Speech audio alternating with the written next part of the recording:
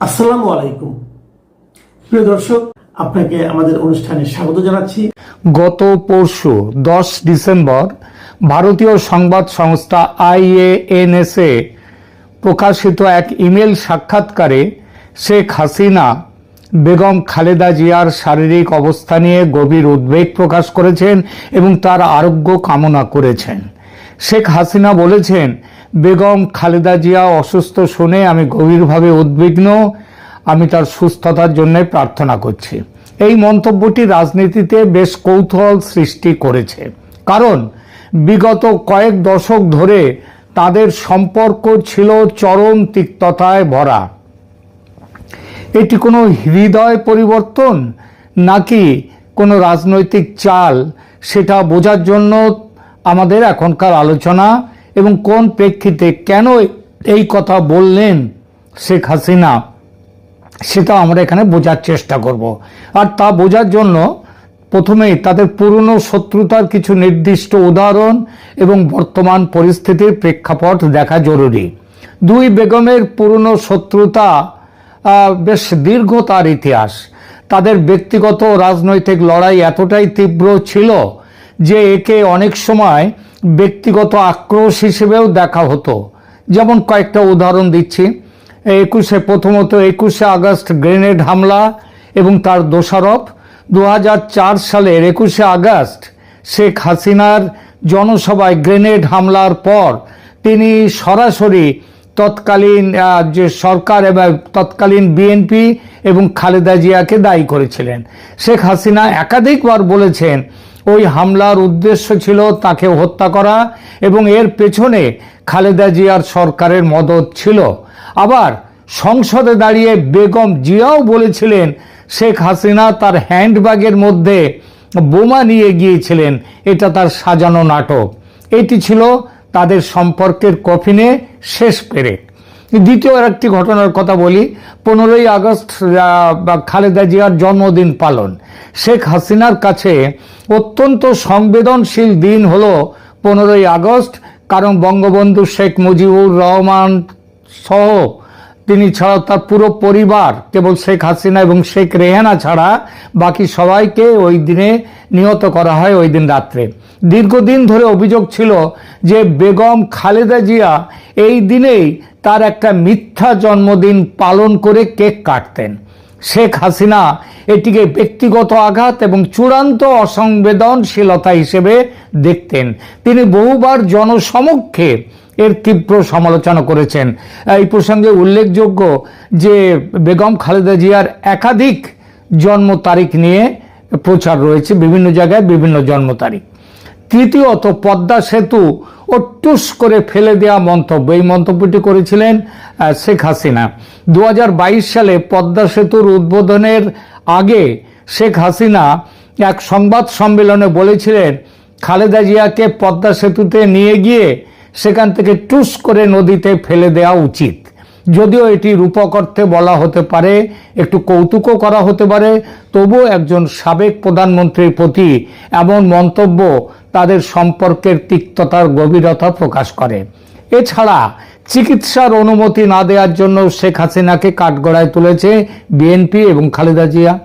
শেখ হাসিনা ক্ষমতায় থাকাকালে খালেদা জিয়া যখন দুর্নীতির মামলায় জেলে ছিলেন এবং গুরুতর অসুস্থ হয়ে পড়েছিলেন, তখন তার পরিবার বারবার তাকে বিদেশে চিকিৎসার জন্য নেয়ার আবেদন করেছিল, কিন্তু শেখ হাসিনার সরকার আইনি কারণ দেখিয়ে তা নাকচ করেছে। তখন শেখ হাসিনা বলেছিলেন খালেদা জিয়ার অসুস্থতা নিয়ে বিএনপি নাটক করছে, অর্থাৎ খালেদা জিয়া যে গুরুতর অসুস্থ তিনি সেটা মানেননি। এই যখন দুই বেগমের সম্পর্ক, তখন হঠাৎ করে খালেদা জিয়া রোগ মুক্তির জন্য ঈশ্বরের কাছে প্রার্থনার খবর পড়ে মানুষের ভ্রু কুঁচকে ওঠা অস্বাভাবিক নয়। স্বাভাবিকভাবেই প্রশ্ন উঠেছে, এটি কি শেখ হাসিনার পক্ষ থেকে দেয়া একটি রাজনৈতিক চাল নাকি তার হৃদয়ের পরিবর্তন? এক কথায় বললে দেখুন, শেখ হাসিনার IANS-কে দেয়া সাক্ষাৎকারে খালেদা জিয়ার রোগ মুক্তির জন্য প্রার্থনার বক্তব্যটি মূলত রাজনৈতিকভাবে ক্যালিব্রেটেড সফট ইমেজ রিকনস্ট্রাকশন। তবে এর ভেতরে বয়স, নির্বাসন ও ক্ষমতাহীন অবস্থার প্রেক্ষিতে কিছু ব্যক্তিগত মানবিকতা মিশে থাকাটা স্বাভাবিক। এটাকে নিছক হৃদয়ের মৌলিক পরিবর্তন যেমন বলা কঠিন, তেমনি একে পুরোপুরি ঠান্ডা বুঝে সুঝে দেয়া ক্যালকুলেটেড রাজনৈতিক চাল বললেও জটিল বাস্তবতার অতি সরলীকরণ করা হয়। তাহলে ঠিক কোন জায়গায় দাঁড়িয়ে শেখ হাসিনা এই কথাগুলি বলেছেন, কি ছিল তার মনের মধ্যে? দেখুন, ইমেজ রিহ্যাবিলিটেশন ও আন্তর্জাতিক বার্তা একটা থাকতেই পারে। হাসিনা এখন ক্ষমতাচ্যুত, আন্তর্জাতিক মহলে তার বিরুদ্ধে দমন পীড়ন, মানবাধিকার লঙ্ঘন, গণতন্ত্র ধ্বংসের বর্ণনা চলমান। এই প্রেক্ষিতে দীর্ঘদিনের প্রতিদ্বন্দ্বীর জন্য প্রার্থনা করা তাকে একটা রিভেঞ্জফুল অটোক্র্যাট নয়, বরং as a concerned states woman হিসেবে দেখানোর একটা নরম সিগন্যাল। অর্থাৎ তিনি প্রতিশোধ পরায়ণ একজন ফ্যাসিস্ট নন, তিনি একজন সংবেদনশীল রাষ্ট্রনেতা।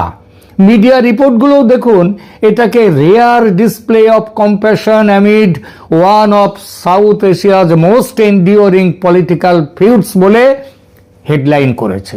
অর্থাৎ মানে কি বলেছে, যে দক্ষিণ এশিয়ার সব থেকে ভয়ঙ্কর যে লড়াই, সেই লড়াইয়ে, রাজনৈতিক লড়াইয়ের মধ্যে একটা খুব ভালো একটা কম্প্যাশন, সহানুভূতির, সমবেদনার একটা প্রকাশ দেখা গেল। অর্থাৎ ন্যারেটিভ ম্যানেজমেন্টটা কিন্তু স্পষ্ট।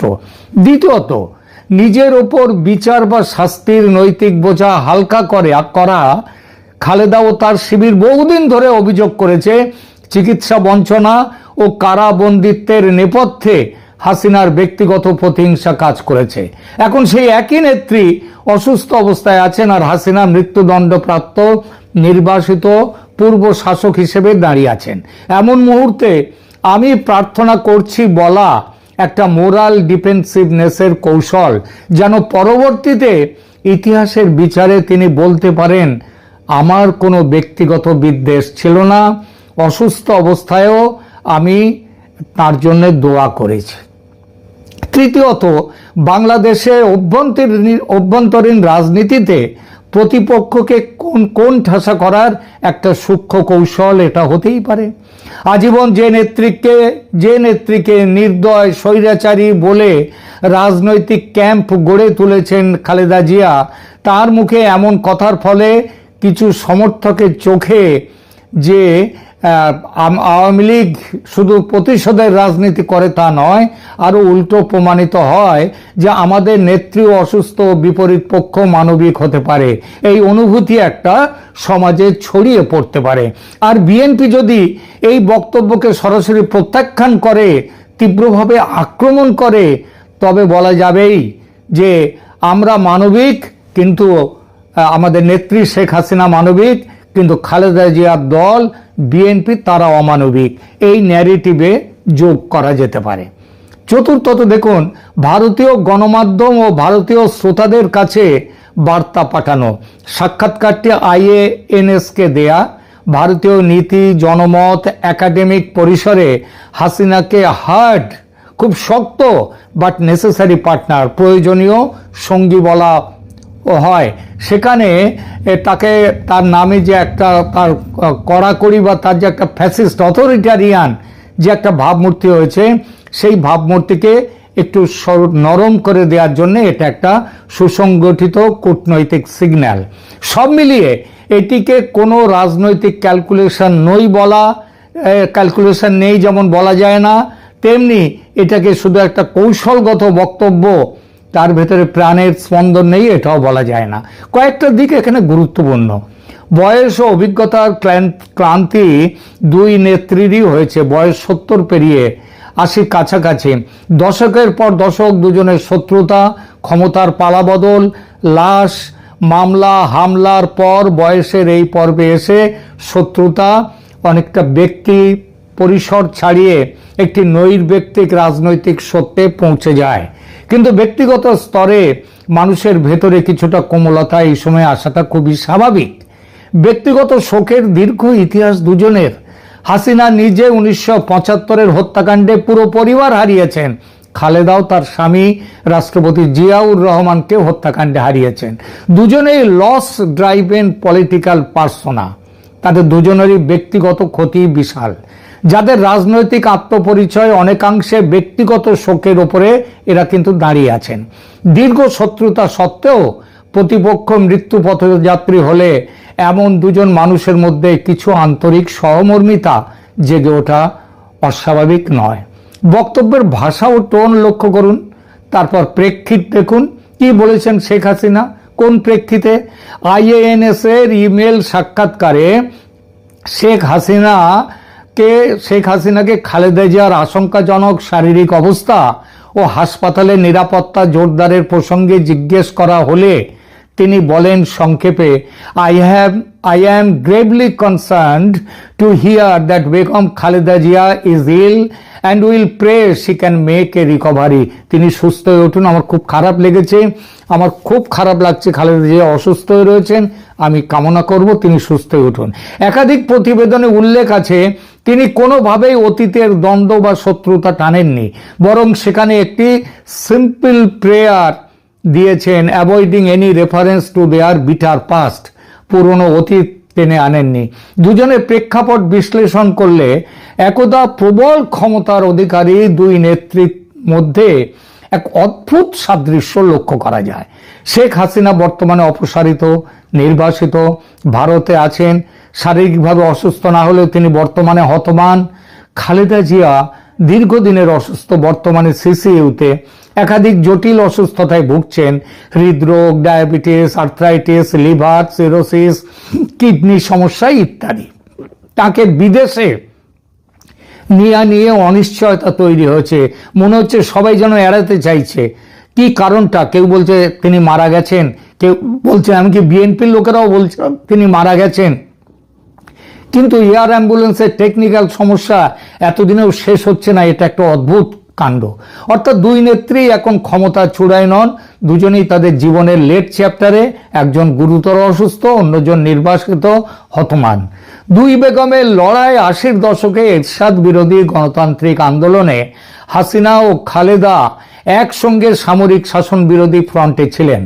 যৌথ আন্দোলনের মাধ্যমে 1990-এ এরশাদকে সরানো হয়, কিন্তু 1991-এর নির্বাচনের পর থেকেই শুরু হয় প্রতিদ্বন্দ্বিতা থেকে শত্রুতা। এটাই পরে ব্যাটল অব দ্য বেগমস নামে পরিচিত হয়। 1991-এর নির্বাচনে খালেদা জিয়ার অপ্রত্যাশিত জয় হয়, ইসলামী দলগুলোর সমর্থন পেয়ে তিনি প্রধানমন্ত্রী হন। এটা হাসিনার জন্য প্রথম বড় ধাক্কা। 1996-তে হাসিনা ক্ষমতায় আইলেন, তারপর আবার 2001-এ আবার খালেদা এলেন ক্ষমতায়। তার সময়ে জঙ্গিবাদ ও দুর্নীতির অভিযোগ তীব্র হয় খালেদা জিয়ার শাসনে। দুই পক্ষই পালাক্রমে একে অন্যকে অগণতান্ত্রিক, আর এ বলছে ওকে ভারত প্রেমী, ও বলছে একে পাকিস্তান প্রেমী, দুর্নীতিবাজ ইত্যাদি আখ্যা দিয়ে জনমত মেরুকরণে ব্যবহার করা হয়। এরই মধ্যে 2004-এর গ্রেনেড হামলা, ব্যক্তিগত নিরাপত্তা ও ঘৃণার গভীরতা পৌঁছে গেল চূড়ান্ত পর্যায়ে। 2004 সালে ঢাকায় আওয়ামী লীগের সমাবেশে শেখ হাসিনাকে লক্ষ্য করে গ্রেনেড হামলা হয়, তিনি বেঁচে যান, তবে 20 জনের বেশি নিহত এবং শত শত আহত হয়। খালেদা জিয়ার সরকার ও তাদের ইসলামী মিত্রদের ভূমিকা নিয়ে বহু প্রশ্ন ওঠে। পরে খালেদার জ্যেষ্ঠ ছেলে তারেক রহমানকে ওই মামলায় অনুপস্থিতিতে আজীবন কারাদণ্ড দেয়া হয়। বিএনপি অবশ্য এগুলোকে সাজানো মামলা বলে। শুধু এই বলা নয়, খালেদা জিয়া সংসদে দাঁড়িয়ে এমনও বলেছেন যে হাসিনা তার হ্যান্ডব্যাগে করে নিজেই বোমা এনেছেন, এনে সেই বোমাতেই বিস্ফোরণ ঘটে। এই ঘটনাটি ব্যক্তিগত স্তরে দুই নেত্রীর মধ্যে পয়েন্ট অফ নো রিটার্নে পৌঁছে যায়।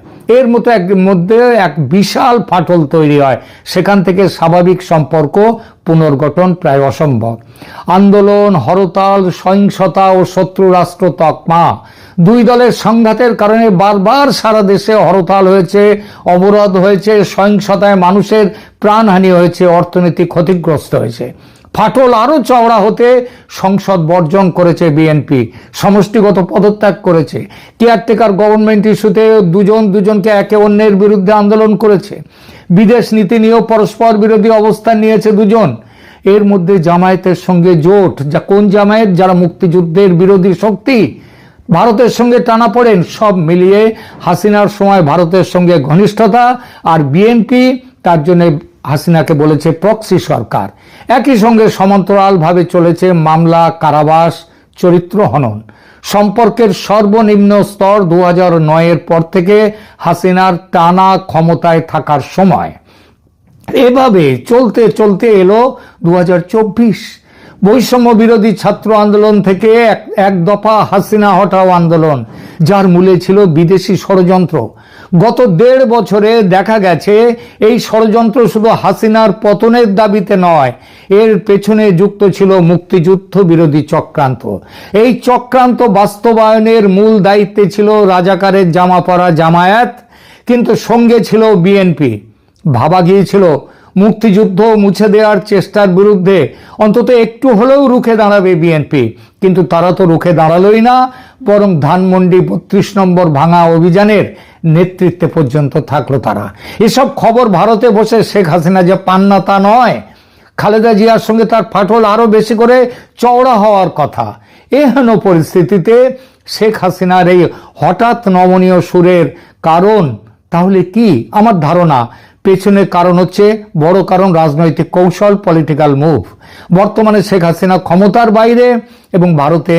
বাংলাদেশে তার দলের অবস্থাও ভালো নয় তেমন, তারা আপাতত নিষিদ্ধ। এই মুহূর্তে খালেদা জিয়ার প্রতি সহানুভূতি দেখানো তার ভাবমূর্তি পুনরুদ্ধারের একটি চেষ্টা হতে পারে। তিনি হয়তো বোঝাতে চাইছেন যে রাজনৈতিক মতভেদ থাকলেও তিনি অমানবিক নন। এটি আন্তর্জাতিক মহল এবং দেশের সাধারণ মানুষের সহানুভূতি পাওয়ার একটা কৌশল হতেই পারে। দ্বিতীয়ত, হৃদয় পরিবর্তন, চেঞ্জ অফ হার্ট। ক্ষমতা হারানোর পর মানুষের মনস্তত্ত্বে বড় পরিবর্তন আসে। শেখ হাসিনা এখন নিজে নির্বাসিত এবং কঠিন সময়ের মধ্য দিয়ে যাচ্ছেন তিনি। অন্যদিকে খালেদা জিয়াও জীবন মৃত্যুর সন্ধিক্ষণে। এই পরিস্থিতিতে পুরনো শত্রুতা ধরে রাখার চেয়ে মানবিকতা দেখিয়ে পাশে দাঁড়ানো অনেক বেশি গুরুত্বপূর্ণ। এবং 3 নম্বর, আরো একটি বড় কারণ, মুক্তিযুদ্ধ বিরোধী রাজাকার ও পাকিস্তানপন্থী শক্তির বিরুদ্ধে লড়াইয়ে এখনো বিএনপি সহযোদ্ধা হতে পারে আওয়ামী লীগের। নিশ্চিতভাবেই এমন একটি সম্ভাবনা একেবারে খারিজ করছেন না শেখ হাসিনা। তিনি জানেন খালেদা জিয়া গুরুতর অসুস্থ, দলের হাল ও নেতৃত্বের রাশ তার হাতে নেই। তাই দলের ভেতরে এখন নানা কণ্ঠ, এমনকি পরস্পর বিরোধী কণ্ঠ। সেই কণ্ঠের কেউ মুক্তিযুদ্ধের পক্ষে, আবার কেউ কেউ যাদের চেতনায় মুক্তিযুদ্ধের জন্য গর্ব আছে। এদের নিয়ে আগামীতে জোট বেঁধে বাংলাদেশকে বর্তমানের অন্ধকার থেকে টেনে তোলার লড়াইতে নামার জন্য শেখ হাসিনা এমন বক্তব্য দিতে পারেন। এবং চতুর্থত, যেভাবে শেখ হাসিনাকে ফ্যাসিস্ট ও অমানবিকভাবে দেশে বিদেশে চিত্রিত করা হয়েছে, খালেদা জিয়া রোগ মুক্তির জন্য এই প্রার্থনা সেই অমানবিক ছবির গায়ে মানবিকতার প্রলেপ দেবে। সবশেষে 2 কথা বলবো বাংলাদেশের সাধারণ মানুষের মনে এর প্রভাব কি রকম সেই বিষয়ে। বলা বাহুল্য, এনসিপি ও জামাত সহ ইসলামী দলগুলোর সমর্থকরা শেখ হাসিনার এই বক্তব্যকে নাটক বলছেন। বিএনপির কেউ কেউ বলছেন নাটক। বেগম জিয়ার বর্তমান শারীরিক অবস্থার দায় শেখ হাসিনার, এটাও বলছেন তারা। বিদেশে নিয়ে গিয়ে চিকিৎসা করতে দেননি হাসিনা, এখন নাটক করছেন তাই। কিন্তু বিএনপির একাধিক নেতাকর্মী শেখ হাসিনার এই বক্তব্যকে স্বাগত জানিয়েছেন, সে খবরও পেলাম। আর আওয়ামী লীগের নেতাকর্মীরা, কলকাতায় অবস্থানরত নেতাদের মধ্যে আদৌ কিন্তু বিভ্রান্তি নেই। তারা যে শুধু শেখ হাসিনার বক্তব্য সমর্থন করছেন তা নয়, তাদের বক্তব্য Sheikh Hasina can do no wrong, এবং তার প্রত্যেকটা কাজ তিনি মেপে করেন, ভেবে করেন, কারণ তিনি দূরদর্শী রাষ্ট্র নেতা। এখনকার মতো এখানেই থামছি। ধন্যবাদ।